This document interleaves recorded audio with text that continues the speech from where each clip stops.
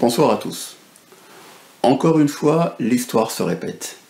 Et encore une fois, on vous a servi les mêmes artifices pour vous contraindre à voter pour le candidat qui vous aura promis de moins vous humilier face à sa rivale, notamment.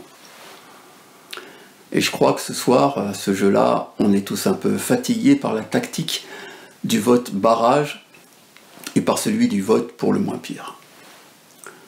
Depuis la fin du premier tour, tout le monde a bien compris que finalement, c'était l'islamophobie qui s'était qualifiée au deuxième tour de ces élections présidentielles. Et que le locataire de l'Élysée ne fera que poursuivre l'œuvre qu'il a mis en marche dans notre pays depuis ces 5 dernières années.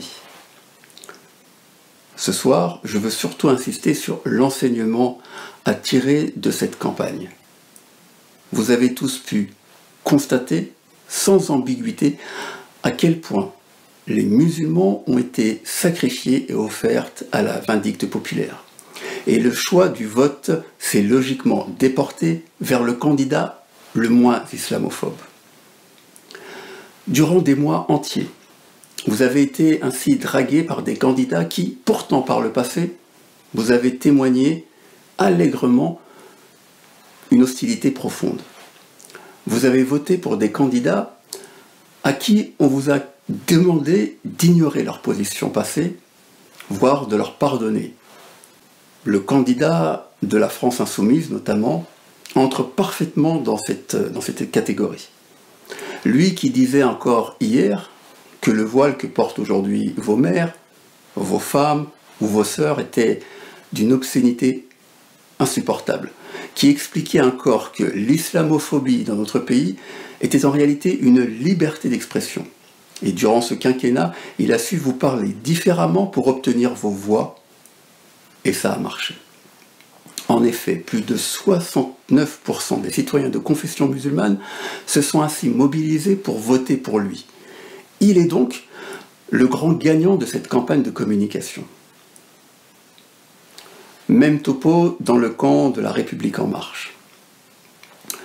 On a assisté à un quinquennat où on a fermé en bande organisée mosquées, organisations musulmanes et même cadenassé les prêches.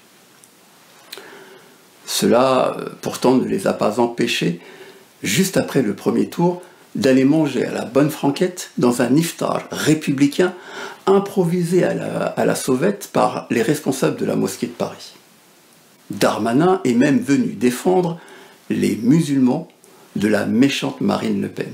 C'est pour vous dire à quel point ces personnes-là n'ont peur de rien et n'ont aucun scrupule. Et pourtant, cela marche. Alors, je sais que vous êtes fatigués de ces stratégies et que pour en finir avec cette spirale infernale qui se répète inexorablement et en continu, il faut avant tout arrêter de reproduire les mêmes schémas de pensée et les mêmes erreurs. Nous devons apprendre effectivement de nos erreurs et militer enfin pour nos propres revendications. L'ADN tant de la France insoumise que des communistes, des socialistes ou encore des écolos n'a rien à voir avec le nôtre. Nous faisons partie d'une culture politique diamétralement différente de celle de la gauche extrême traditionnelle, qui ne s'est jamais soucié des aspirations des quartiers populaires et encore moins de la communauté musulmane. Bien au contraire, ils les ont toujours allègrement ignorés, à défaut même de les trahir. Arrêtons dès à présent de faire campagne pour eux, car à ce jeu-là, vous n'avez rien à y gagner. Le temps est aujourd'hui au 3e tour de cette campagne, et qui débute en réalité dès le mois de juin prochain avec les élections législatives. Rien n'est encore joué, et tout espoir n'est pas perdu. Bien au contraire. Quel que soit le résultat de ce 2e tour, c'est ce rendez-vous qui décidera de votre avenir. Car n'oubliez pas, c'est le Parlement qui fait les lois, pas l'exécutif. Pour ces élections législatives, nous serons présents partout sur le territoire. Et c'est sur plus d'une centaine de circonscriptions que nous serons présents.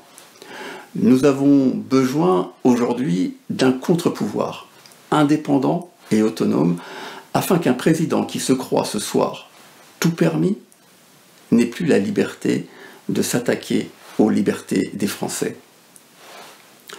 La cohabitation à nos côtés permettra indéniablement ce retour à l'équilibre dont la France en réalité a tant besoin.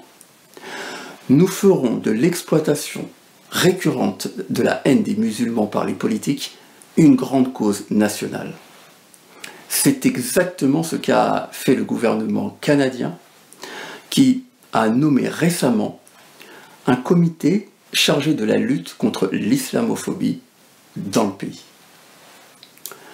Nous insisterons par la nécessité de mettre des plans d'action et des programmes spécifiques de formation et de communication afin notamment d'éliminer la désinformation et les discours haineux en ligne et portés par les politiques. Dès cette semaine, nous vous dévoilerons la carte de France avec l'ensemble de nos candidats en campagne pour ces élections législatives. Plus que jamais, nous avons besoin de faire preuve d'une véritable maturité politique et d'en finir avec le vote du moins pire. Alors ce soir, place à celui du meilleur.